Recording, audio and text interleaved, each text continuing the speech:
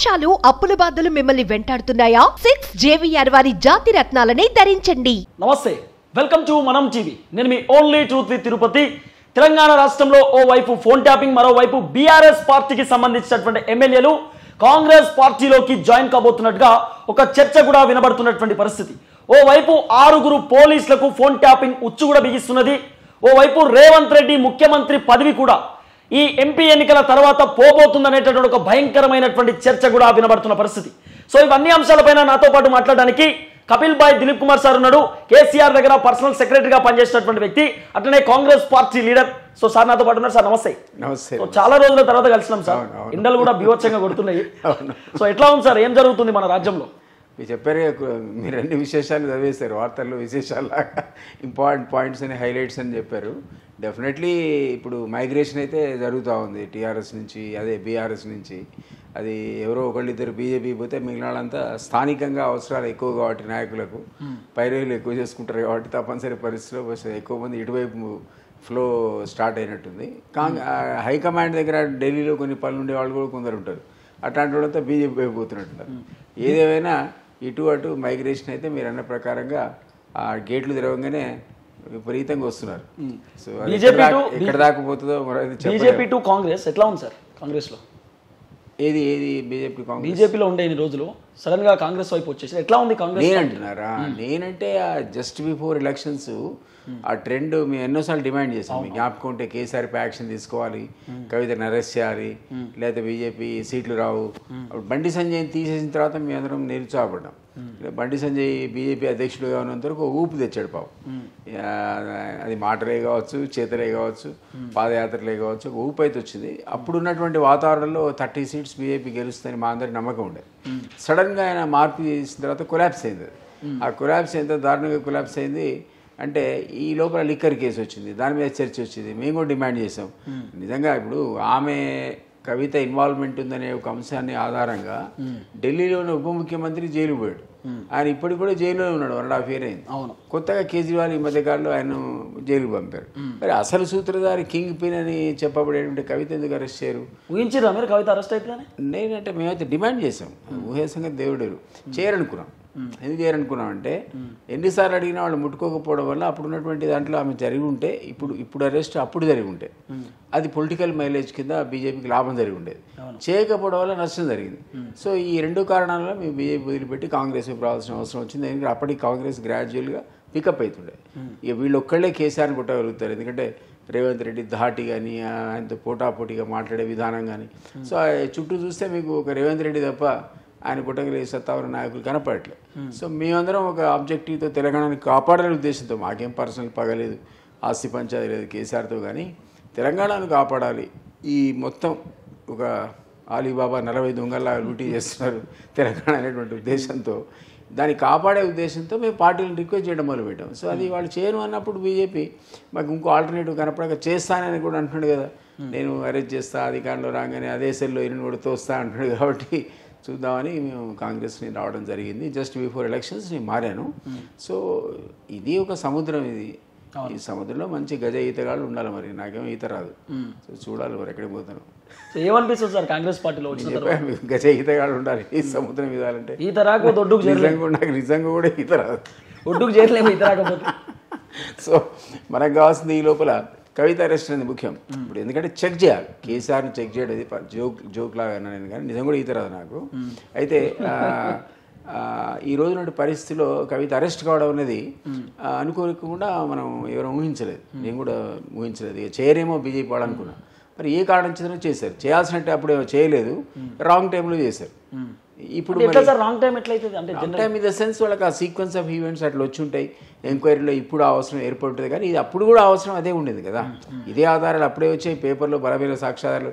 వాడు జైల్లో ఉండి ఉత్తరాల మీద ఉత్తరాలు రాస్తున్నాడు, సుకేష్ చంద్ర అని. ఆ సుకేష్ చంద్ర వాడు ఎవరికి ఎన్ని కిలోలు నెయ్యి ఇచ్చాడు, ఏ కారులో ఇచ్చాడు, కార్ నెంబర్తో సహా పెట్టి ఆహ్వాన పత్రాలు పంపుతాడు అక్కడ. కేజ్రీవాల్కు, కవితకి రండి అతి త్వరలో మీరు రాతో ఇక్కడ షేర్ చేసుకోవాల్సింది, తిహార్ జైలు తప్పదని వాడు రాస్తుంటే మనందరం చదువుతున్నాం, ఏంటి వీడి ఇంత ఓపెన్గా చెప్తున్నాడు, మనల్ని రియాక్ట్ కావట్లేదు. సో ఈ రోజు రియాక్ట్ అయ్యారు, కొంచెం స్లోగా అయ్యారంటున్నా నేను. అంతకుముందు కనుక ముందు అయి ఉంటే వాళ్ళకు ఎలక్ట్రల్ ఇప్పుడు అరెస్ట్ వల్ల ఏమనిపిస్తుంది అంటే అప్పుడేమో నష్టపోయారని గ్రహించి పార్లమెంట్లో ప్రయోజనం పొందడానికి ఏమైనా చేస్తున్నారని ఒక అనుమానం. పార్లమెంట్ ఎలక్షన్స్ అది అందువల్ల రాంగ్ టైమింగ్ అని. Wrong timing in the sense వాళ్ళకి లాభం జరుగుతుంది, కాంగ్రెస్కు అంతగా లాభం రాదు కదా ఇప్పుడు. సో వాళ్ళు అది గ్రహించేశారేమో అనిపించింది. సో 8వ తారీఖు మధ్యంతర బెయిల్ పిటిషన్ దాఖలు చేసింది కవితక్క. 8వ తారీఖు ఏమైనా అవకాశం ఉందా సార్? బయటకు వచ్చే అవకాశం ఉండదు? ఆమె పెట్టుకున్న ప్లీ ఏంటి, పిల్లవాళ్ళు చదువులు, దానికోసం తల్లిగా ఎగ్జామ్స్ అని పెట్టుకుని తప్ప అంతకంటే సాలిడ్ రీజన్స్ ఏం చూపెట్టలేదు కదా. సో అది హ్యుమానిటేరియన్ కన్సర్న్. అది జనరల్గా జడ్జెస్ వాడు హ్యుమానిటేరియన్ యాంగిల్లో తీసుకుంటే అరే తల్లి నిజమే పాపం పిల్లల ఎగ్జామ్స్ ఉన్నాయి తను ఉండాలి అనుకుంటే మరి ఇస్తారేమో బెయిల్. సో మళ్ళీ సడన్ సిబిఐ ఎంట్రీ కూడా అయింది. సిబిఐ ఈడీ అవుద్ది కదా, మనీ లాండరింగ్ జరిగింది కదా, కోట్లాది రూపాయలు వీడు వాడికి ఇచ్చారని వాడు వీడికి ఇచ్చారని ఇక్కడి నుంచి వేరే దేశాలకు పంపారని. ఒకసారి అది ఒక రాష్ట్రం నుంచి ఇంకో రాష్ట్రానికి పంపినా, ఒక దేశం నుంచి ఇంకో దేశానికి పంపినా సిబిఐ పరిధిలోకి వస్తాయి అంశాలు. CBI as well as ED, enforcement direct, money laundering జరిగింది కాబట్టి ఈ రెండు శాఖలు కూడా బహుశా అందుకోసం ఇందులో ఇన్వాల్వ్ అయ్యి రాబోయే రోజుల్లో ఆ వార్తలు కూడా మనం చూడబోతున్నాం. సో ఫోన్ ట్యాపింగ్ విషయంలో మీ ఫోన్ కూడా ట్యాప్ అయింది అనుకుంటున్నారా?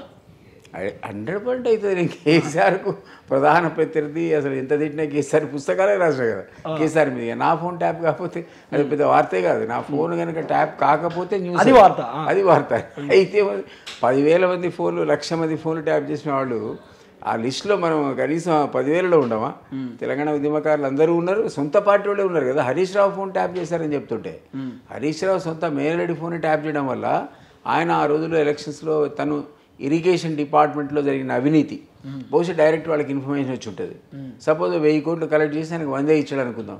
సో దానివల్ల కోపం రావచ్చు. ఇంకోటి ఎలక్షన్స్ ముందు చేసినటువంటి డిస్ట్రిబ్యూషన్, ఎవరెవరైతే తన అభ్యర్థులు అనుకున్నారో వాళ్ళందరికీ తన డబ్బులు ఇచ్చాడని ఒక రూమర్ మన పేపర్లో కూడా చూసాం. ఎలక్షన్ ఫండ్ ఇచ్చాడని. ఎందుకంటే రేపు పొద్దున వాళ్ళు గెలుచుకుంటే 20 మంది ఒక లాబీ లాగా ఏర్పడి తను దాన్ని లీడ్ చేద్దాం అనుకున్నా మనకు తెలియదు. సో ఆ సంభాషణలు చూస్తే కానీ అర్థం కాదు. సో దానివల్ల వాళ్ళకి అది ఇన్ఫర్మేషన్ అంతా అప్ టు డేట్ ఉంది కాబట్టి ఆ రోజు ఆయనకు అసలు పాపం శాఖ మార్చారు. ఫస్ట్ ఎక్కడైతే ఆదాయం వస్తుందో ఇరిగేషన్ శాఖ కట్ చేశారు. కొన్ని రోజుల తర్వాత ఏకంగా మంత్రి పదవి నుంచి తీసేశారు. ఆయనకు రాలే కదా, 9 నెలల పాటు మంత్రి పదవి లేకుండా బయట కూర్చోవాల్సిన పరిస్థితి వచ్చింది. సో అవన్నీ కూడా ఈ ఫోన్ ట్యాపింగ్ వద్ద సేకరించిన వివరాలను ఆధారంగా చేసుకునేది వాళ్ళు చేపట్టిన చర్యలని నేనైతే ఖచ్చితంగా అనుకుంటున్నా. కాబట్టి అందులో నా ఫోన్ కూడా ఉందంటే లేకపోతే ఆశ్చర్యంగానే ఉంటే ఆశ్చర్యంగా. సో కేటీఆర్ మాట్లాడింది విన్నారా మీరు? నేను వెళ్ళలేదు. 2-3 ఉద్యోగాల ఫోన్లు ట్యాప్ చేసి అది విన్నా. అది విన్నా. సరే, ఇప్పుడు ఫోన్ ట్యాపింగ్ గురించి మీకు ఐడియా ఉందో లేదో నాకు తెలియదు. ఫస్ట్ ఆఫ్ ఆల్ స్టేట్లో మీరు ఒక ఫోన్ ట్యాప్ చేయాలంటే మీదైనా నాదైనా హోమ్ సెక్రటరీ యొక్క పర్మిషన్, గవర్నమెంట్ ఆర్డర్ కావాలి. హోమ్ సెక్రటరీ అఫీషియల్ పర్మిషన్ ఇవ్వాలి. మీకు కాన్ఫిడెన్షియల్ ఉంటుంది, అది పబ్లిక్ డొమైన్లో పెట్టరు. But it has to be with an order లేకుండా మీరు ఫోన్ ట్యాప్ చేయడానికి వీలేదు. కేటీఆర్ చెప్తున్న ఒక స్టేట్మెంట్ ఇచ్చిండు, పోలీసుల పని అదే కదా అని చెప్పి చెప్తా ఉంటారు. కరెక్ట్, అది అదే చెప్తున్నా. హోమ్ డిపార్ట్మెంట్ గవర్నమెంట్ వేరే అదర్ దాన్ దట్ ఈ మన పరిధిలో కాకుండా వేరే ప్రాంతాల్లో చేయాలన్నా లేదా ఇంకెవరైనా అథారిటీ ఉన్నవాడు home secretary, government of India ఇక్కడ హోమ్ సెక్రటరీ లేదా గవర్నమెంట్ ఆఫ్ ఇండియాలో హోమ్ సెక్రటరీకి కన్సర్న్ ఆఫీసర్స్ అప్లికేషన్ పెట్టుకొని ఏ కారణాల వల్ల మీది కానీ నాది కానీ ఫోన్ ట్యాప్ చేస్తారో కారణాలు చెప్పి మరీ పర్మిషన్ తీసుకోవాలి. తర్వాత ఓ కమిటీని కన్స్టిట్యూట్ చేస్తారు 3 ఆ 3 నెలల తర్వాత రివ్యూ చేస్తారు. అయ్యా నువ్వు తీసుకున్న ఇన్ఫర్మేషన్ ఏంటి, ఈ ఫోన్ ట్యాప్ చేస్తే వచ్చిన ఇన్ఫర్మేషన్ ఎవరెవరితో మాట్లాడారు, ఎవరు ఆయనకు కాల్ చేశారు, దాంట్లో ఉన్నట్టు సమాచారం ఏంటని వాళ్ళు సాటిస్ఫై కాకపోతే ఫోన్ ట్యాపింగ్ రద్దు చేస్తారు. ఒక సింగిల్ ఫోన్కి ఇంత తతంగా ఉంటే ఈ వేలాది ఫోన్లు వాళ్ళు అఫీషియల్గా చేసినట్టేనా? కాదు, అన్అఫీషియల్గా జస్ట్ సాటిస్ఫై ఎవరిని, మన బాసెస్ని, కేటీఆర్, కేసీఆర్ ఇట్లాంటి వాళ్ళని సాటిస్ఫై చేయడానికి పోలీసులు వాళ్ళ యొక్క పరిధిని అతిక్రమించి రూల్స్ని వైలేట్ చేసి, అందుకనే టెలిగ్రాఫ్ యాక్ట్ వైలేషన్ జరిగింది అక్కడ. కాబట్టి వీళ్ళందరూ కూడా రేపు పొద్దున జైలుకు పోయినా మనం ఆశ్చర్యపోవాల్సిన పని లేదు. మొత్తం ఖాందాన్ అంతా డెఫినెట్లీ పోతారు. అయితే మీరు అన్నారు కదా ట్యాపింగ్ అనేది కేటీఆర్ అన్నాడు సహజంగా జరుగుతుంది. సహజంగా జరుగుతుంది. నేనే ప్రైవేట్ సెక్రటరీగా కేసీఆర్కి ఉన్నప్పుడు ఈయన ఉద్యమ నేత. సో ఈయన కార్యక్రమాలు కూడా ట్యాప్ చేయాల్సిన అవసరం బహుశా అక్కడ ఎవరో రూలర్స్ కుండి ఉంటుంది. సో ఒకరోజు నా మిత్రుడు ఒకడు పేరు చెప్తే బాగుంటుంది, ఐపీఎస్ ఆఫీసర్, ఐబీ అంటే స్పెషల్ శాఖ ఉంటుంది, అవి అనేది ఒక శాఖ, ఇంటెలిజెన్స్ బ్రాంచ్ లెక్క, ఇంటెలిజెన్స్ బ్యూరో. ఆ ఇంటెలిజెన్స్ శాఖ ఇంటెలిజెన్స్ బ్యూరో, అది బ్యూరోయే. ఆ బ్యూరో వాళ్ళ పని కూడా ఇదే, రా పని, ఇంటెలిజెన్స్ బ్యూరో పని. వాళ్ళు ఏం చేస్తారంటే ఇట్లాంటి కార్యక్రమాలు చేస్తుంటారు. ఎవరు కట్ట పేపర్లు తెచ్చాడు, 3 నెలల సంభాషణలు నావి, నేను ఎవరికి చేసినా నాకు ఎవరికి చేసినా ఎంతసేపు మాట్లాడినా. నేను ఆశ్చర్యపోయిన, ఇదే నువ్వనే చెప్పాలి కదా నాకు మిత్రుడు అంటే ఆయన నేనేట్లా చెప్తాను, ఆ ఉద్యోగం పోతే. అందులో నేను సడన్గా చూస్తే నీ పేరు కనబడితే నేను పట్టుకొచ్చిన, ఇవన్నీ మేము డిశ్చార్జ్ చేస్తాం, నువ్వు కూడా ఇప్పుడు డిశ్చార్జ్ అయిన ఎదురుగానే చెప్పేసేమన్నాడు, తీసుకొని చెప్పేసాడు. నీ ఇన్ఫర్మేషన్కి ఇచ్చిన, మరి నాదెందుకు ట్యాప్ చేసిన మీరు అడిగారు. మరి ఇది ఎట్లా అఫీషియల్ పద్ధతి ఉంది కదా, హోమ్ సెక్రటరీ ఆర్డర్ కావాలి కదా, నా మీద నీకు అనుమానం ఉండాలి అంటే కాదట. ఆ మొత్తం ప్రైవేట్ సెక్రటరీలో 70-80 మంది ఉంటారు కదా, వాళ్ళ పేర్లు రాసి డ్రా తీస్తారట. ఆ నెలకు 20 మందినో 10 మందినో పికప్ చేసి ఈ 10 మంది 3 నెలలు ట్యాప్ చేస్తారట. 10 మంది ఈ 3 నెలల లోపల వాళ్ళకి కావాల్సిన ఇన్ఫర్మేషన్ ఏంటంటే ఇతర దేశాలకు సంబంధించిన వాళ్ళతో మనం ఏమైనా మాట్లాడుతున్నామా, టెర్రరిస్టులకు ఏదైనా సమాచారం అఫీషియల్గా చేరవేస్తున్నామా, ఏమైనా అనుమానాస్పదమైనటువంటి సంభాషణలు ఉన్నాయా అనేది చూస్తారట. ఏమీ లేవనుకోండి, ఇంతకుముందు నేను చెప్పినట్టు నా కాగితాలు దించినట్టు అన్ని దించి చేతలు పడేస్తారు. ఎవరికి చెప్పారు, అఫీషియల్గా మీరు అడిగిన అనుకోండి, మీరు దిలీప్ కుమార్ ట్యాప్ చేసినట్టే నాకు దిలీప్ కుమార్ తెలియదు అంటాడు, కానీ ఆ పని చేస్తాడు. కానీ ఏదన్నా చిన్న ఆధారం దొరికింది అనుకోండి, మనం ఇది టెర్రరిస్ట్తో మాట్లాడము, మనీ లాండింగ్ చేయడం, ఇదే ప్రైవేట్ అఫైర్స్ కావు. మీరు ఎవరిని కలిసినారు, మీరు ఎంత లంచం తీసుకున్నారు, ఎవరికి ఇచ్చిన వాళ్ళకి సంబంధం లేదు. దేశ సమగ్రతకు భద్రతకు సంబంధించిన అంశాలు, టెర్రరిస్ట్ అంశాలు అందులో ఉంటే అప్పుడు వాళ్ళు అఫీషియల్గా అప్లికేషన్ పెట్టుకుంటారు, ఈయన మీద మాకు అనుమానం ఉంది, మాకు పర్మిషన్ ఇవ్వండి. ప్రాసెస్ అట్లా స్టార్ట్ అయింది. అప్పుడు వాళ్ళు పర్మిషన్ ఇస్తే అప్పుడు తయారు చేసే రికార్డు అది అఫీషియల్ రికార్డు. అది మీరు కోర్టులో అయినా ప్రొడ్యూస్ చేస్తారు, ఆఫీసర్లకు అయినా ఇస్తారు, అవసరమైతే వాళ్ళు విత్ పర్మిషన్. మీడియాకు ఎగ్జామ్షన్ ఉంది అక్కడ, రైట్ టు ఇన్ఫర్మేషన్ కింద ఎగ్జామ్టెడ్ ఆర్గనైజేషన్స్ అవన్నీ, సిబిఐ కానీ, ఈడీ కానీ, మీరు చెప్పే ఐబీ కానీ, ఇవన్నీ కూడా రైట్ ఇన్ఫర్మేషన్ కింద మీరు ఇన్ఫర్మేషన్ అడిగినా ఇవ్వరు, వాటికి ఎగ్జామ్షన్ ఉంది, ఎందుకంటే దేశ భద్రత ఇన్వాల్వ్ అయింది కాబట్టి. అట్లాంటప్పుడే టెలిఫోన్ ట్యాపింగ్ అంటే చూడండి, నాదే చేసిందంటే రెగ్యులర్ అది మీరు అన్నట్టుగా కంటిన్యూస్గా పని చేస్తూనే ఉంటారు, అదే పనిలో ఉంటారు. కానీ అడిగితే ఏమంటారంటే అసలు మా తెలియదు ఆయన ఎవరో అంటారు. అంటే ఎవరున్నా సరే స్టేట్ గవర్నమెంట్లో ఇంటెలిజెన్స్ పని చేసే పని అదే. అది ఏంటి కొంతమంది వ్యక్తులదే, ఎవరైతే అధికారంలో ఉన్నారో లేదా ముఖ్యమైనటువంటి వాళ్ళు. అందుకనే అప్పట్లో గగ్గులు పెట్టారు కదా ప్రతిపక్ష నాయకులు, మా ఫోన్లు ట్యాప్ అవుతున్నాయో, మా ఫోన్ ట్యాప్ అవుతున్నట్టు అవుతాయి. అందులో అనుమానాస్పదమైనటువంటి ఇట్లాంటి టెర్రరిస్ట్ యాక్టివిటీలు ఉంటేనే వాళ్ళు దాన్ని ఎక్స్పోజ్ చేస్తారు తప్ప మీ ప్రైవేట్ సంభాషణలు ఎవరికి ఇవ్వరు, లీక్ చేయరు. అది దానికి సంబంధమే లేదు వాళ్ళకి ఆ ఇష్యూస్. కానీ ఇక్కడ ఏ దేశానికి భద్రతకు భంగం కలిగిందని వీళ్ళు ట్యాప్ చేస్తారు. అసలు వీళ్ళ దేశ భద్రతకు వీళ్ళకి సంబంధం ఏంటి? వీళ్ళేమి గవర్నమెంట్ ఆఫ్ ఇండియా కాదు కదా, స్టేట్ గవర్నమెంట్. ఇక్కడ వీళ్ళు అబ్జర్వేషన్ కార్యక్రమాన్ని కూడా అఫీషియల్ కార్యక్రమాలు కావు, ప్రైవేట్ కార్యక్రమాలు. ఇంకోటి సార్ 2016 నుండి ట్యాపింగ్ స్టార్ట్ అయిందని కూడా చెప్పి. అవును, డెఫినెట్లీ వాళ్ళు ఎప్పుడు అధికారంలోకి వచ్చినారో 1 or 2 years లోపల ఎవడో పోయి చెప్పుకుంటాడు. ఆ ఇజ్రాయెల్ పోయి పెగాసిస్ టెక్నాలజీ పట్టుకొచ్చుకుంటే ఎవరి నెంబర్ మనం ఫీడ్ చేస్తే వాడి జీవిత చరిత్ర రికార్డ్ అయిపోతుంది సార్ అంటే పట్టుకురాకుండా పంపినట్టున్నారు. దానికి బోర్డు అన్ని కోట్లు ఖర్చు పెట్టి అఫీషియల్గాను అన్అఫీషియల్గాను సాఫ్ట్వేర్ పట్టుకొచ్చి మనం అన్నీ ఇక ఈ లక్షల కొద్ది ఫోన్లు వినటం మొదలుపెట్టారు.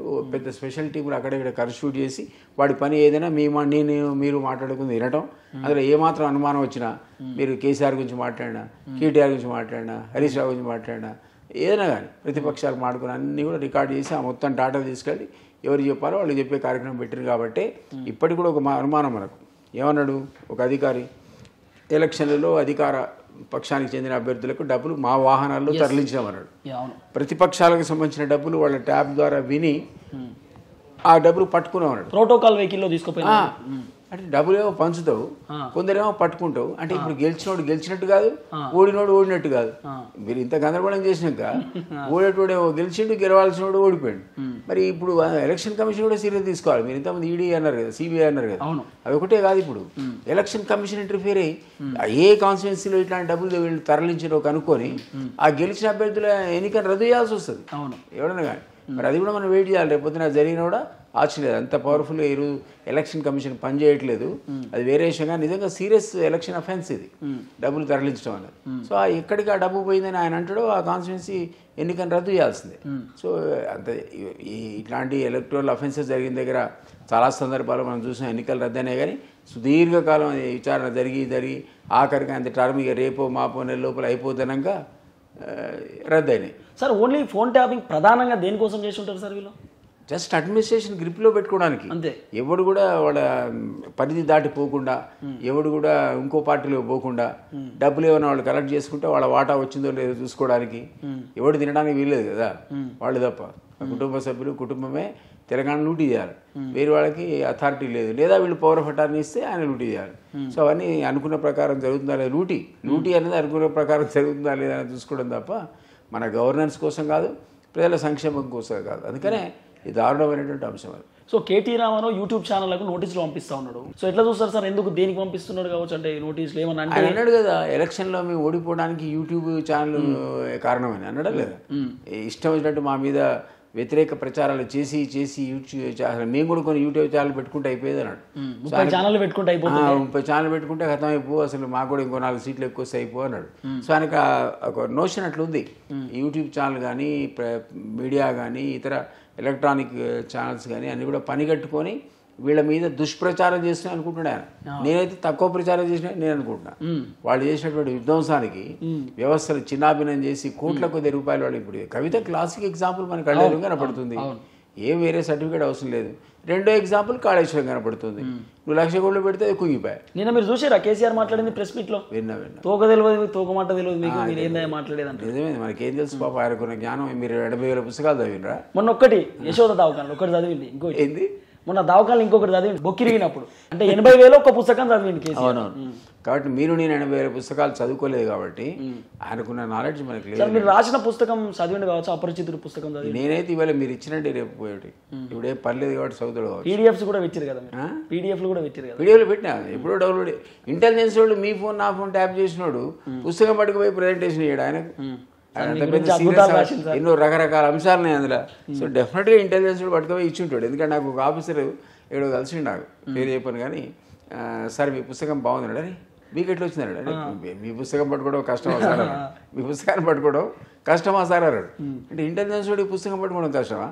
సో ఖచ్చితంగా సీఎంకు వన్ ఆఫ్ ది ఐటమ్ కింద ఎప్పుడో బొకే ప్రజెంట్ చేసి ఉంటారు, బొకేలో పెట్టి. మీకోసం రాసిన ప్రత్యేకంగా మీ గురించి. ఎన్ని పుస్తకాలు అమ్ముడు పోయినాయి సార్ మొత్తం? ఎన్ని పుస్తకాలు? 50,000 కాపీస్. అది అమ్ముడుగా ప్రైవేట్ జనరల్ గా ఇచ్చేసారు, ప్రైవేట్ సర్క్యులేషన్. ఎందుకంటే పేరుకు దాని ప్రైస్ 150. ఆన్లైన్ లో కూడా పెట్టమని చెప్పినట్టు అన్నారు. పీడిఎఫ్ కూడా పెట్టమని అడిగినప్పుడు కోవిడ్ పీరియడ్ చాలా రిక్వెస్ట్ వచ్చినాయి, పీడిఎఫ్ లో పెట్టండి సార్. అంటే నేను మార్కెట్లో పెట్టలేదు కదా, అది సేల్ చేయలేదు. ఒక్క కాపీ కూడా 50,000 కాపీలు వేయాల్సి వచ్చింది. ఇంకా డిమాండ్ ఎట్లుండే, హార్డ్ కాపీలు లెక్క అమ్ముడు పోయినాయి. తర్వాత సరిపోక పీడిఎఫ్లో పెట్టమన్నారు. మళ్ళీ కూడా అడిగిండు, అప్పీల్ చేసి, సార్ ఇది పీడిఎఫ్ మీరు ఇస్తే నేను దీంట్లో పెడతా. మాకు విపరీతమైన రిక్వెస్ట్.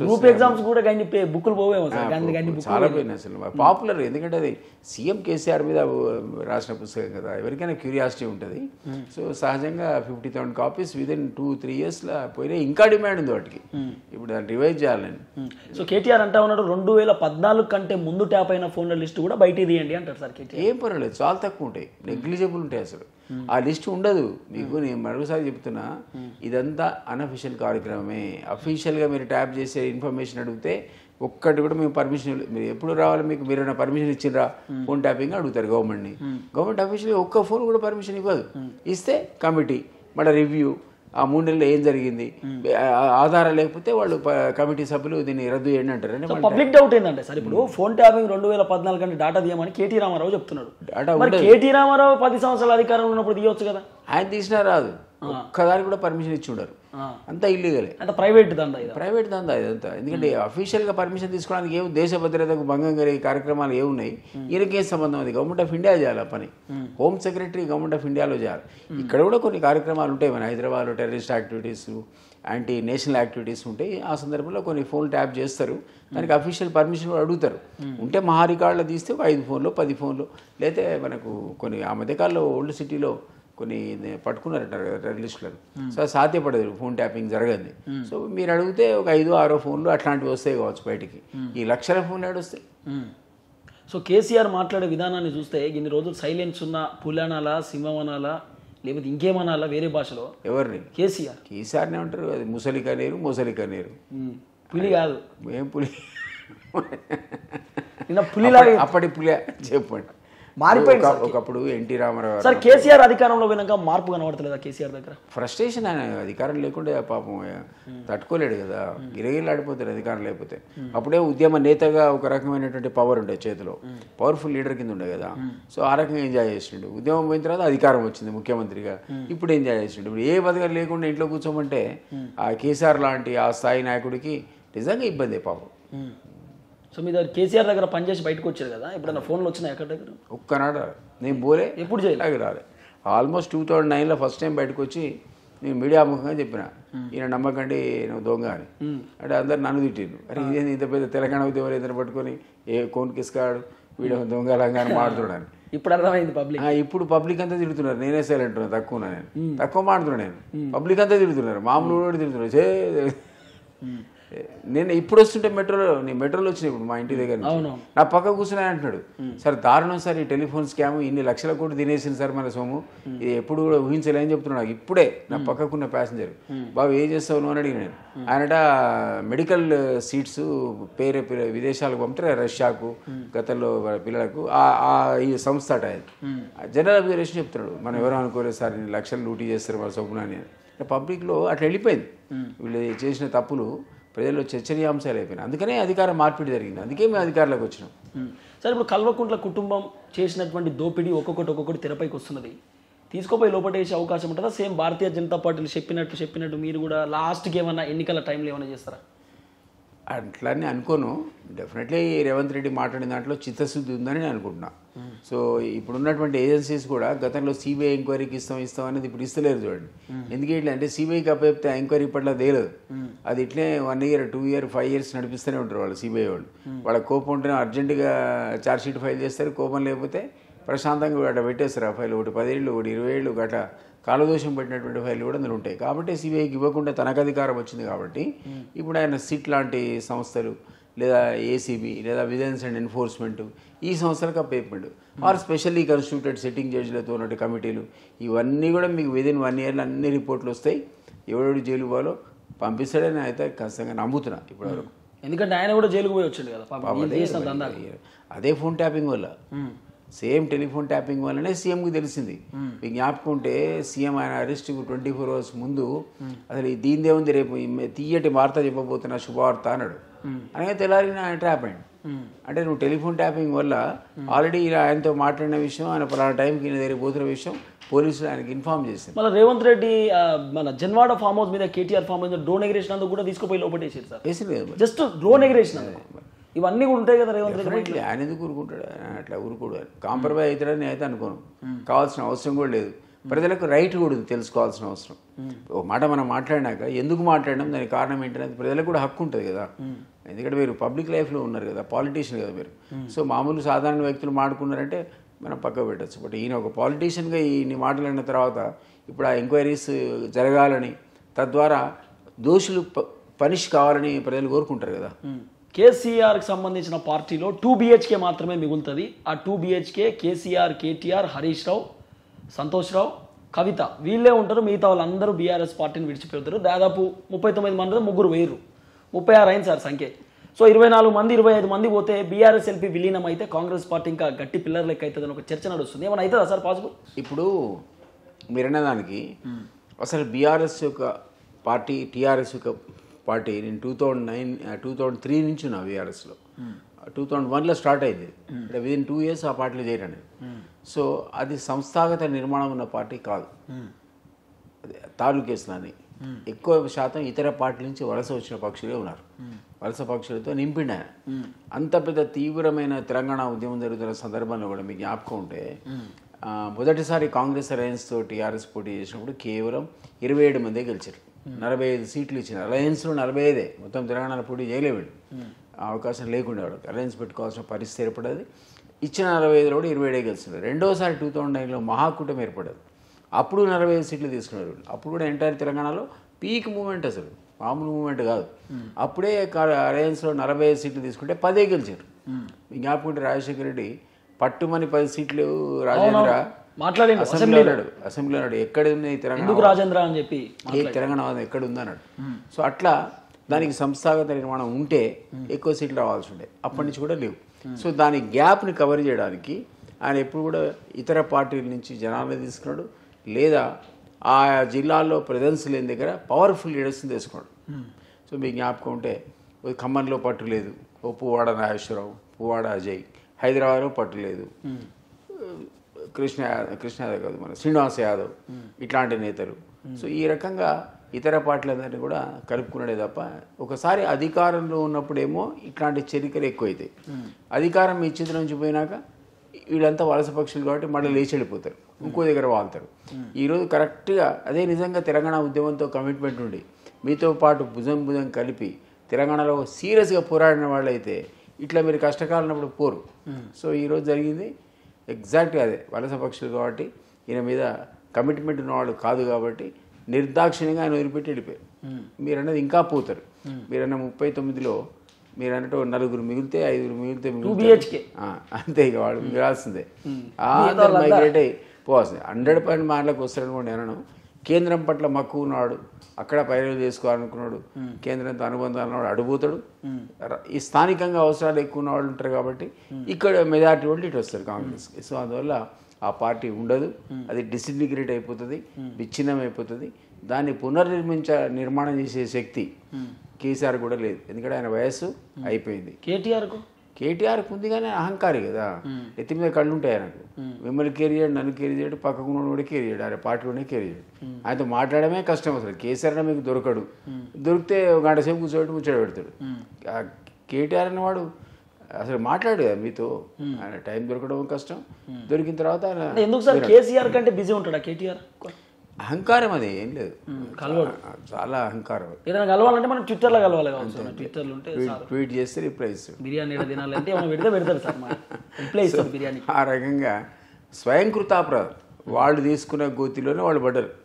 ఎవడు చేసింది కాదు ఇది. అంత పెద్ద ఉద్యమంలో తెలంగాణను బంగారు ప్లేట్లో పెట్టి మీకు ఇస్తే, బంగారు పళ్ళల్లో మీకు తెలంగాణ చెప్తే మీరు దాన్ని నిధులు నీళ్లు నియామకాల బేసిస్ మీద, ఇతర అంశాలు కూడా మీరు ఇస్తే ఇవ్వచ్చు, కానీ ఈ 3 అంశాలు ప్రధానం కాబట్టి ఉద్యమానికి అవే కేంద్ర బిందువులు కాబట్టి మీరు అద్భుతమైన పరిపాలన అందిస్తే అసలు మీరు నేను కూర్చొని ఈరోజు కేసీఆర్ నుంచి మాట్లాడాలంటే భయపడాల్సిన పరిస్థితుడు అది లేదు. మీరు దాన్ని సర్వనాశనం చేసిన అధికారాన్ని, ధృతరాష్ట్ర పరిపాలన, నియంత పరిపాలన, ఆశ్రిత పక్షపాత పరిపాలన, బంధుప్రీతి, ఇట్లాంటివన్నీ జరగడం వల్ల అండ్ ఏదైతే ఖర్చు పెట్టిన నిధులు కూడా విపరీతమైన అవినీతి కాబట్టి మనం అనుకున్న పద్ధతిలో తెలంగాణ లేదు కాబట్టి ఈరోజు ప్రజలు తిరస్కరించి చీగొట్టి కాంగ్రెస్కు పట్టం కట్టిన పరిస్థితి వచ్చింది. కాబట్టి ఆ పార్టీ అంత త్వరగా మళ్ళీ లేచి బట్టగడుతుందని, బతికి బట్టగడుతుందని అయితే అనుకోవట్లే. కేసీఆర్తో సాధ్యపడదు. అప్పటి తెలంగాణ సెంటిమెంట్ కూడా లేదు. తెలంగాణ సెంటిమెంట్ ఒక పెద్ద సెంటిమెంట్, అది మీరు నేను కూడా కరెక్ట్ పద్ధతిలో అందిపుచ్చుకుంటే మనం కేసీఆర్ లాగా లీడ్ చేయగలిగాడు. ఆయన తెలివిగలుడు కాబట్టి దాన్ని పట్టుకున్నాడు. ఆ అంశాన్ని పట్టుకొని దాని లాజికల్ కంక్లూజన్ కూడా తీసుకెళ్ళి సకల జిల్లా పోరాటం జరిగింది. కేసీఆర్ చేతగానప్పుడు ఇతర పార్టీలు జతగట్టారు. అండ్ జేఏసీ ఫామ్ అయిన తర్వాత అందరం కలిసి సకల జిల్లా పోరాటం చేసినాం. ఆ స్పిరిట్, ఆ వాతావరణం, ఆ అవసరం ఈరోజు ఏముంది అంటే కేసీఆర్కు అధికారం ఇవ్వడానికి మళ్ళీ మనందరం ఫైటింగ్ చేస్తామా? చేయం కదా. సో ఆ ఇంట్రెస్ట్ ఎవరికి లేదు. కాబట్టి కేసీఆర్ అట్టర్ ఫ్లాప్ అయిపోయిండు. పడ్డవాడు లేవడం అనేది అంత ఈజీ అని అయితే అనుకోవట్లేదు. సో కేసీఆర్ ఈ టీఆర్ఎస్ అనే ఉద్యమ పార్టీని తీసేసి ఎప్పుడైతే బీఆర్ఎస్ అనే దుకాణం పట్టుకొచ్చిండో, సో పేరు చేంజ్ చేసిండు కాబట్టి పార్టీ ఓడిపోయిందనే ఒక చర్చ నడుస్తుంది. ఇది ఎంతవరకు అంటే అది అని కూడా కాదు, నేను చెప్తున్నా లాంగ్ పీరియడ్ అయిపోయింది. అన్ని ఉద్యమ వాగ్దానాన్ని భంగం చేసిండు, ఉద్యమ ద్రోహులకు పదవులు ఇచ్చిండు, కాళ్ళు ముక్కిన కలెక్టర్కి ఎమ్మెల్సీ చేసిండు, ఐటీ డిపార్ట్మెంట్ దాడి చేసి 200 కోట్ల రూపాయలు సింగిల్ రైడ్లో పట్టుకున్నటువంటి పార్సారథి రెడ్డి లాంటి వాడికి రాజ్యసభ ఇచ్చి సత్కరించిండు, 6 ఏళ్ల పోస్ట్ ఇచ్చి. సో అన్ని ఇట్లాంటి పిచ్చి నిర్ణయాలు, వీటన్నిటి యొక్క ప్రభావం ఈ రకంగా జరిగిందని నేనైతే అనుకుంటున్నా. సో ఈ కారణాల వల్ల బీఆర్ఎస్ అనేది ఇంకో కారణం. అసలు తెలంగాణ కోసం పోట్లాడిన పార్టీ గారికి పేరుంటే ఆ తెలంగాణ వర్డ్ బీకేస్ను బీ తీసుకొచ్చి భారత్ అని చెప్పి ఆ బీఆర్ఎస్ పెట్టడంతో నీకు నష్టం జరిగింది. అది వాస్తా కాదా అనేది ఇంకేం చేయాలి నాకైతే నేను అనుకున్నాను. ఏదో దేశవ్యాప్తంగా దేశ ప్రధాని అవుదామని కలలుగానంటున్నాడు. ఎవరో చెప్పుకుంటారు దేశ ప్రధాని అవుతావు అని. అనగానే పాపం ఆ ఊహల్లో ఆ టీబీకి బీ పెట్టిండు. అంతమంది మీకు జ్ఞాపకం, మొదటి శాఖ ఆంధ్రాలో తెరిచిడిపోయి చూడాలి, పెద్ద జోక్ అది. ఎందుకంటే ఆంధ్రప్రదేశ్ సంబంధించినంత వరకు ఒక చర్చ వచ్చినప్పుడు ఆంధ్ర వాళ్ళందరినీ ఆంధ్ర పాలకులు మమ్మల్ని దోపిడీ చేస్తున్నారు, దొంగలు, దూర్తులు, దుష్టులు తిట్టేటోడు. ఇంకా పదాలు ఎక్కువనే, నేను తక్కువ చెప్పిన. అట్లాంటి ఎవరో అడిగిండ్రు, మరి ఆంధ్ర పాలకులు రాక్షసులు అంటున్నారు కదా, ఆంధ్ర ప్రజల మాట ఏంటని. అంటే లంకలో పుట్టిన ప్రతి ఒక్కడు రాక్షసుడే అన్నాడు. ఆయన క్లాసిక్ డైలాగ్ అది, లంకలో పుట్టిన ప్రతి ఒక్కడే రాక్షసుడు అని. అట్లాంటి లంకలో మొట్టమొదటి శాఖ తెరిచిండు బీఆర్ఎస్. మరి రాక్షసులు ఏమైపోయారు? ఇప్పుడు ఆ పార్టీలో ఉన్నాడు విభీషణులా రాక్షసులా మనకి ఎడ తెలవాలంటే కేసీఆర్ అనేవాడు అన్ని రకాల మిస్టేక్స్లో అదొక మిస్టేక్ బీఆర్ఎస్ చేయడం. దాంతో ప్రజలు కూడా ఇక సెంటిమెంట్కి దూరం అయ్యిండు, తెలంగాణకి దూరం అయిపోయింది, ఇక మాకు అవసరం లేదనుకున్నారు. సో కేసీఆర్ ఎక్కువ సెంటిమెంట్స్ నమ్ముతారా సార్? అంటే ఈ మూడు నమ్మకాలు లేకపోతే వాస్తు బాగాలేదని చెప్పి ఇప్పుడు మీరు చూసారు కదా, తెలంగాణ భవన్ గేట్లు మారుస్తుండు సార్, సరైన పేపర్లు చాలా మంది వెళ్ళిపోతున్నట బీఆర్ఎస్ పార్టీకి, అందరూ వెళ్ళిపోతున్నారు, గేట్లు మారుస్తే వాళ్ళు ఉంటారేమో అనే ఆలోచనతోటి చేపిస్తున్నారు. వాస్తు సహజంగా చాలా మంది నమ్ముతుంటారు. ఇప్పుడు ఆయన ఢిల్లీలో ఉన్నటువంటి తన అఫీషియల్ క్వార్టర్ని కూడా నేనే దాన్ని పూర్తిగా వాస్తుకు అనుగుణంగా మార్చిన. 100% వాస్తు చేసినాం మేము. నార్త్ ఈస్ట్లో చెట్లు ఉంటే కొట్టించినాం, బిల్డింగ్స్ పాత ఉంటే కొట్టి దాన్ని తీసేయించినాం, నార్త్ ఈస్ట్ డోర్ ఓపెన్ చేయించినాం, డోర్ లేకుంటే ఇవన్నీ చేసినాం. ఆయన నమ్ముతాడు కాబట్టి చెప్పిండు మాకు ఇవన్నీ చేయండి, పర్ఫెక్ట్ ఉండాలి, వాస్తు 100% ఉండాలంటే వల్ల 100% వాస్తు పద్ధతిలో దాన్ని నిర్మాణం చేయడం జరిగింది. సో ఆయనకు ఆ నమ్మకాలు ఉన్నాయి. మనం చూసినాం యజ్ఞయాగాదాలు కూడా పెద్ద ఎత్తున నిర్వహిస్తాడు కదా. మరి ఆ యజ్ఞాలకు, యాగాలకు, మంత్రాలకు, చింతకాయలు రాంతేరాలు మనకి ఏం తెలుస్తుంది? ఆయన అయితే 10 ఏళ్ళు అయితే అధికారం అనుభవించాడు, దానికంటే ముందే యజ్ఞయాగాదులు చేసాడు. మరి ఆయన అడిగితే మొన్న చేసిన రాజసూయ యాగం ఫలితమే అంటాడేమో. మనం అనుకుంటాం ప్రజల యొక్క అభిష్టం ప్రకారం, ఉద్యమకారుడు కాబట్టి, ఉద్యమ నేత కాబట్టి అధికారంలోకి వచ్చినా మనం అనుకుంటాం. ఆయన ఇష్టం, అది 100 కారణాలు ఉంటాయి నీ అధికారంలో రావడానికి, అందులో ఒక కారణం వాస్తు అనుకుంటాడు కావచ్చు. సో దాన్ని తప్పట్లేం, అది ఒక పర్సన్ యొక్క వ్యక్తిగత వ్యవహారం. కానీ అధికారంలోకి వచ్చాక ఆయన రాజసూయ యాగానికి 300 కోట్ల రూపాయలు ఖర్చు అయినాయి అన్నారు. అది ఎక్కడిది అనేది క్వశ్చన్ కదా, ఆయన ఎప్పుడు చెప్పలే ఆ డబ్బులు ఎక్కడి నుంచి వచ్చాయి. సో అది కనుక ప్రజాధనం అయితే లేదా అవినీతి సొమ్ము అయితే మనకు డెఫినెట్లీ మనం అబ్జెక్ట్ చేస్తాం కదా. సో బీజేపీ వాళ్ళు అంటా ఉన్నారు కాంగ్రెస్ పార్టీని మేము తలుచుకుంటే కూల్చేస్తామని చెప్పి, ఏం చెప్తారు సార్? ఎట్లా కూలుస్తారండి 8 మందితో? ఏక్నాథ్ షిండేలు వస్తారు, లేకపోతే ఎలక్షన్స్ అయిపోయిన డబుల్ ఇంజన్ సర్కార్ వస్తుంది అంటే ఎట్లా వస్తుంది? అంటే అవుట్ రైట్ అందరినీ కిడ్నాప్ చేస్తారా? లేకపోతే ఉన్న కాంగ్రెస్లో సగం మందిని కొనుక్కొని పోతారా రాత్రి? అసలే అమిత్ షా అండ్ మోడీ కాంబినేషన్ నేను కూడా ఒప్పుకుంటా, డెడ్లీ కాంబినేషన్ అది. అదేమి ఎవరు మన అద్వానీ గారును వాజ్పేయి కాంబినేషన్ కాదు.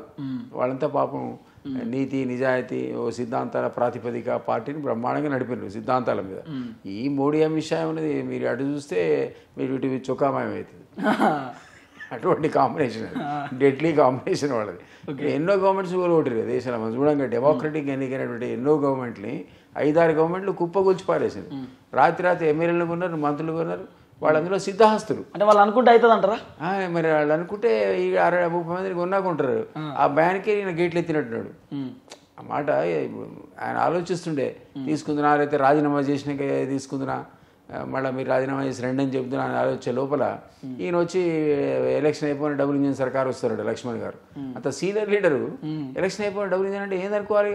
అంటే ఏదో ఎసరు పెడుతున్నారు, మనకి మోదీ తెలుసుకుంటే కాంగ్రెస్ ఖతం కావచ్చు అని నిప్పు పెడతారని అర్థం కదా. సో నువ్వు నాకు నిప్పు పెడతా అంటే నేను ఇంట్లో కూర్చుంటానా? సో నా ప్రయత్నం నేను చేయాలని అందుకే గేట్లు తెరిచి కూర్చున్నా, అందుకే వస్తున్నారు.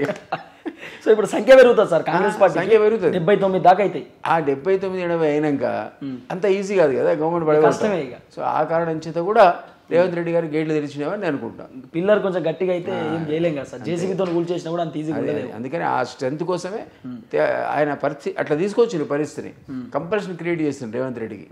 కాంగ్రెస్ పార్టీ 6 గ్యారెంటీలు ఇచ్చింది సార్, దాంట్లో 13 అంశాలు ఉన్నాయి, కేవలం 5 అంశాలే చేసారు, 100 రోజులలో పూర్తి చేస్తున్నారు. అవుతుందా ఎండ్ ఆఫ్ ద డే వరకు అయినా? అన్నీ కూడా ప్రారంభించారు.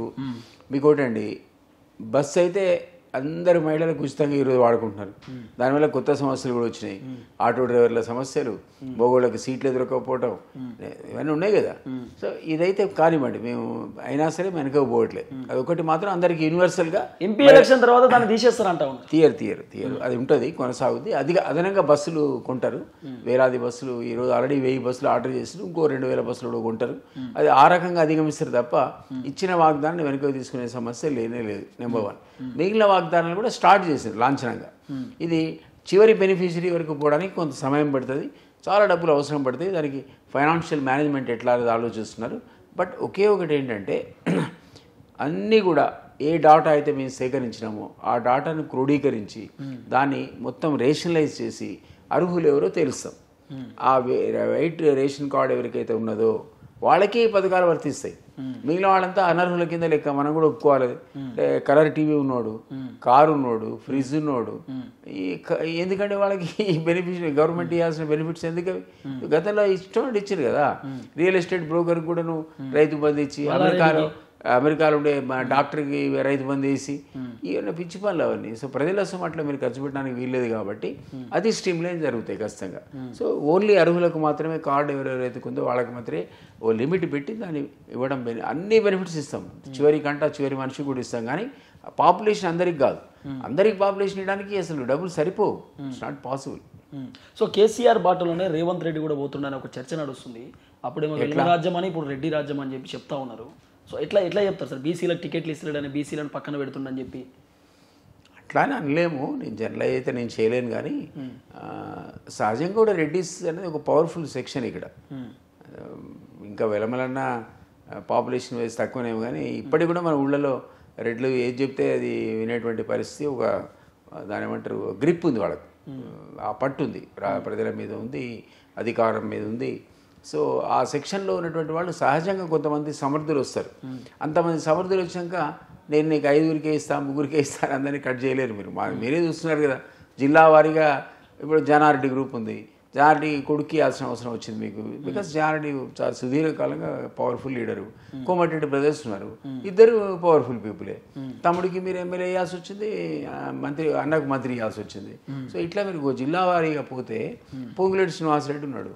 ఆయన మరి 8 మందిని గెలిపిస్తా, లేదా మొత్తం జిల్లా అంతా నేను గెలిపిస్తా, ఒక్కడు కూడా గెలిచే సమస్య లేదని ఒక ఛాలెంజ్ చేసిండు. భద్రాచలం తప్ప అందరికీ గెలిపించిండు కదా. మీరు ఆయన రెడీ కాబట్టి పక్కన పెట్టేసి ఇంకోళ్ళకి ఇస్తారా మాట? అయినా 3 జిల్లాలో 3, ఎవరు తుమ్మల నాగేశ్వర గారు, బట్టి విక్రమార్క గారు, పొంగులేటి, 3 కూడా మంత్రి పదవి ఇవ్వాల్సిన పరిస్థితి వచ్చింది. ఇట్లా ఈ సమీకరణాల లోపల ఎక్కడైనా సాధ్యమైనంత వరకు జస్టిస్ చేయాలనే ప్రయత్నం చేస్తున్న సందర్భంలో కూడా రెడ్లు సహజంగా వాళ్ళకున్నటువంటి ప్రాబల్యం వల్ల కొద్దిగా ఎక్కువ కనిపించుండొచ్చు. కానీ దాన్ని బ్యాలెన్స్ చేసే ప్రయత్నం 100% జరుగుతుంది. ఇక్కడ ఏదైనా నష్టం జరిగితే వేరే సెక్షన్స్ ఎట్లయితే కార్పొరేషన్స్, క్యాబినెట్ హోదాతో ఉన్న ఇతర పదవులు, వాటిని ఇచ్చి ఈ సమీకరణాలన్నీ కూడా బ్యాలెన్స్ చేసుకునే ప్రయత్నం మేము ఖచ్చితంగా చేస్తాం. ఇనిషియల్గా మీరు అన్నట్టు ఆ మంత్రివర్గ కూర్పు చూస్తే అంతా రెడ్లకే ఇస్తున్నారనేటువంటి ఒక అపోహ కలిగిన మాట వాస్తవం. దాన్ని మేము ఓవర్కమ్ అవుతాం. ఒక మంత్రే కాదు కదా జీవితంలో అల్టిమేట్. క్యాబినెట్ హోదా ఉన్న వేరే పదవులు ఉన్నాయి కదా. సో ఇతరులకు ఆ పదవులు కూడా ఇచ్చి సమర్థులను ఎంకరేజ్ చేసి దాన్ని బ్యాలెన్స్ చేస్తాం. సో 17 సెగ్మెంట్లు ఉన్నాయి. దాంట్లో కాంగ్రెస్ పార్టీ 13 టార్గెట్ పెట్టుకుంటున్నట్టున్నారు. సో 13 ఏమన్నా సక్సెస్ అయితే సార్? అంటే కాన్ఫిడెన్స్ సీఎం గారు తన కాన్ఫిడెన్స్తో అంటున్నాడు, నేను 13 గెలిపిస్తా అంటున్నాడు, 17 కూడా గెలిపిస్తా అంటాడు, ఒక్కటి తప్ప అన్ని గెలుస్తా అనేటువంటి కామెంట్ కూడా చేసిండు. పాలిటిక్స్లో గ్రౌండ్ రియాలిటీని కూడా మనం యాక్సెప్ట్ చేయాలి కదా. ఈరోజు బీఆర్ఎస్ లేదు, 0, ఒక్క సీటు కూడా రాదు. నేను గతంలో ఎవరు అడిగితే చెప్పిన, ఒక్క కేసీఆర్ అనేవాడు మెదక్లో నిలబడితే తప్ప ఆ పార్టీలో గెలవాడు బోడు లేడు. ఇప్పుడు వాతావరణం మారిపోయింది. ఆయన కూడా నిలబడట్లేదు కదా, పక్క వెళ్ళిపోయాడు కదా. సో మిగిలింది ఆ 16 సీట్లలో ఎవరు ఎన్నికి రావాలన్న దాంట్లో మాకు పోటీ బీఆర్ఎస్ కాదు, ఓన్లీ బీజేపీ మాత్రమే ఉంది. ఒక 10 వస్తే అనుకుంటున్నారా కాంగ్రెస్ పార్టీ? నేను అట్లానే డెఫినెట్లీ డబుల్ డిజిట్ క్రాస్ అవుతాం. ఎందుకంటే మీకు వాళ్ళకున్నది 8 మంది ఎంపీలే కదా. బట్ మీరు అన్నట్టుగా ఎంపీకి వచ్చేవరకల్లా ప్రజల థింకింగ్లో మార్పు ఉంటుంది, కొంత చేంజ్ అవుతారు. కాబట్టి ఆ చేంజ్ దాంట్లో గతంలో బీజేపీకి ఉన్న 8 మంది ఎమ్మెల్యేలకు తగినట్టే 1, 2 వస్తాయనడం కూడా తప్పు. వాళ్ళకి కాస్త 3-4 సీట్లు కూడా వచ్చేటువంటి అవకాశం. పబ్లిక్ 300 అంటే సార్, అప్పుడు కుప్పలు 119, ఇది కేవలం 17. ఈ 17లో వాళ్ళు ఆలోచించేస్తారు, అది మార్పు ఉంటుంది ప్రజల్లో. కాబట్టి ఈరోజు మాకు ప్రధానంగా పోటీ ఉన్నది బీజేపీతోనే. ఆ బీజేపీతో ఉన్న పోటీలో మరి మాకైతే డబుల్ డిజిట్ అయితే 100% వస్తుంది. అది ఎన్ని 12 లేదా 10 అనేది ఇక వెరీ డిఫికల్ట్. ఒకవేళ అనుకున్న స్థాయిలో రేవంత్ రెడ్డి అనుకున్న స్థాయిలో రాలేకపోతే రేవంత్ రెడ్డి పదవిలోకి వేరే వాళ్ళు వచ్చే అవకాశం ఉందనే ఒక చర్చ నడుస్తుంది సార్. ఇంత త్వరగా ఇప్పుడు ఒకప్పుడు మీరు అన్నట్టు కాంగ్రెస్లో కల్చర్ ఏముండేదంటే సీల్డ్ కవర్ కల్చర్ ఉండేది. ఇప్పుడు కాదు, ఒక 10-20 ఏళ్ల కింద, 10 ఏళ్ల కింద కూడా ఆ కవర్లో వచ్చేది, ఆ పేరు చదువుకొని మీరు లెజిస్లేటివ్ పార్టీ నాయకుడిగా ఎన్నుకునే పరిస్థితి ఉండేది. కానీ క్రమక్రమంగా కాంగ్రెస్ పార్టీ కూడా కన్సాలిడేషన్ దిశగా వచ్చిన తర్వాత మీరు ఎక్కడ చూడండి, ముఖ్యమంత్రులు ఫుల్ టర్మ్ పరిపాలించే పద్ధతిని పరిపాలించారు. ఎప్పుడు కూడా మధ్యలో 2 ఏళ్లకో 3 ఏళ్లకో సీల్డ్ కవర్ ద్వారా చేంజ్ చేయలేదు. ఆ సంస్కృతి కాంగ్రెస్లో మారింది. కాబట్టి రేవంత్ రెడ్డిని కూడా తీసే సమస్య రాదు. ఒక సింపుల్ ఈ పార్లమెంట్ ఎలక్షన్స్ రిజల్ట్స్ని బట్టో మరో దాన్ని బట్టో అది 80% మాకే ఎక్కువ వస్తాయి, 100% దాని అనుమానం లేదు. వాళ్ళకి వస్తే 3, 4 రావచ్చు. కానీ ఆ ఎలక్షన్స్ కాగానే ఆయన తీసి మార్చి ఇంకోళ్ళు తీసుకొస్తా అనేది అన్నెసరీ అపోజిషన్ పార్టీలు క్రియేట్ చేసినటువంటి అపోహలే. ఇంతకుముందు అనుకున్నాం కదా, మేము అధికారంలో రాగానే డబుల్ ఇంజిన్ సర్కార్ వస్తుంది, లేదా ఇంకోటి మా దగ్గర జరుగుతుంది అంటే అధికారులు ఈయన ఉండడం అనేటువంటి మాటలన్నీ కూడా విపక్షం వాళ్ళు అన్నవే తప్ప స్వపక్షం వాళ్ళు అన్నవి కావు. ఆలోచన కాంగ్రెస్ పార్టీ 80% మధ్యలో వారిని తీసి ఇంకోళ్ళు పెట్టే ఆలోచన చేయాల్సిన అవసరం లేదు. ఈ మధ్యకాలంలో అటువంటి కల్చర్ కూడా కాంగ్రెస్ వదులుకుంది. సార్ ఒక 2-3 పేర్లు అడుగుతా సార్, వాళ్ళ మీ మైండ్లో వచ్చినటువంటి ఒకటే టప్పునో మాట అనేసేయండి. కేసీఆర్ ఫస్ట్, వ్యూహకర్త. కేటీఆర్ అహంభావి. కవిత కరప్ట్, అవినీతి. హరీష్ రావు అతను చాలా ఏమంటారు దాన్ని లౌక్యుడు. Santosh Rao silent killer. Modi able లీడరే, నో డౌట్. యోగి ఆదిత్యనాథ్ నిజాయితీపరుడు అయితే కనపడతాడు నాకు. బండి సంజయ్ అంటే ఏం చెప్తారు సార్? బండి సంజయ్ చాలా హార్డ్ వర్కర్, శ్రమజీవి. అతను ఉద్యమకారుడు, తెలంగాణ ఉద్యమకారుడు. రేవంత్ రెడ్డి కూడా పట్టుదల మనిషి. కోమటిరెడ్డి కమిట్మెంట్ ఉన్నటువంటి లీడరే. సో ఫైనల్గా కాంగ్రెస్ పార్టీని జనాలు ఎందుకు నమ్మాలంటారు సార్? పబ్లిక్ ఒక మాట చెప్పండి. ఒకటండి, మనం విధ్వంసానికి గురైనటువంటి సమాజం, అంత కొట్లాడి తెచ్చుకున్నటువంటి తెలంగాణ పునర్నిర్మాణం అవసరం ఉంది మనకు. ఈ పునర్నిర్మాణం చేయడానికి చక్కటి అవకాశం ఇంతకుముందు అన్నట్టు తెలంగాణలో వాళ్ళకి అవకాశం ప్రజలు ఇచ్చారు, 2 సార్లు ఇచ్చారు, 10 ఏళ్ళు ఇచ్చారు. ఆ 10 ఏళ్ళలో వాళ్ళు సాధించలేదు. అంత అవినీతి పెరిగిపోయింది, ఆశ్రిత పక్షపాతం పెరిగిపోయింది. ఇంత విధ్వంసం జరిగిన తర్వాత సహజంగా మనం తెలంగాణ మనం అనుకున్న పద్ధతిలో నిర్మాణం కానప్పుడు ఇది ఎవరో వేరే వాళ్ళు చేయాలని అనుకుంటాం. అప్పుడు అటు ఇటు చూస్తే మనకు ముందు బీజేపీ కనపడ్డది. ఆ బీజేపీతో చేతగాదని వాళ్ళే తేల్చేసుకున్నారు కొన్ని రాంగ్ స్టెప్స్ వల్ల. అది జరిగిన తర్వాత మీకు కనపడేది కాంగ్రెసే కదా. సో కాంగ్రెస్లో కూడా ఇవన్నీ గతంలో లేవా అని మీరు అడుగుడొచ్చు. కానీ ఒక తరం మారిన తర్వాత కొత్త తరం వచ్చింది, పాత తరం లేదు ఇప్పుడు కాంగ్రెస్లో. ఈ కొత్త తరం వాళ్ళు కొత్త కమిట్మెంట్తో, కొత్త ఆలోచనలతో, కొత్త విజన్తో పనిచేస్తున్నారు. సో ఆ విజన్ ద్వారా ఇప్పుడు తెలంగాణలో అపరిష్కృతంగా ఉన్నటువంటి మన సమస్యలు వాళ్ళు ఓ కొత్త మార్గం చూపించగలుగుతారని, ఈ కొత్త విజన్తో మనకు సొల్యూషన్స్ ఇవ్వగలుగుతారని మనం అనుకుంటాం. ఒక ఎక్స్పెక్టేషన్, నాది కాదు ప్రజలది. ఆ కారణం చేత మనకు అధికారం అప్పచెప్పారు. దీన్ని అసెస్మెంట్ మీరు ఎప్పుడు చేయగలుగుతారు? ఓ 1 ఇయర్కో 2 ఇయర్స్కో ఇక వీళ్ళు అనుకున్నది అది జరగలేదని అడుగుతారు తప్ప మరీ 100 రోజులకే బారసాలనాడే ఆవకాయ పెట్టినట్టు మీరు మమ్మల్ని క్రిటిసైజ్ చేయలేరు. కాబట్టి ఒక టైం ఇస్తే వీల్ ప్రూవ్ అవర్ కమిట్మెంట్, మా చిత్తశుద్ధి కానీ లేకపోతే మా యొక్క కమిట్మెంట్ కానీ ఒక 1 ఇయర్ లోపల 2 ఇయర్స్లో మీరే చూస్తారు ఏమాత్రం మేము చేయగలుగుతామని. Thank you so much sir. So ఇది కపిల్ భాయ్ దిలీప్ కుమార్ సార్తో స్పెషల్ ఇంటర్వ్యూ. చూస్తూనే ఉండండి మనం టీవీ. మళ్ళీ నెక్స్ట్ గెస్ట్తో కలుద్దాం.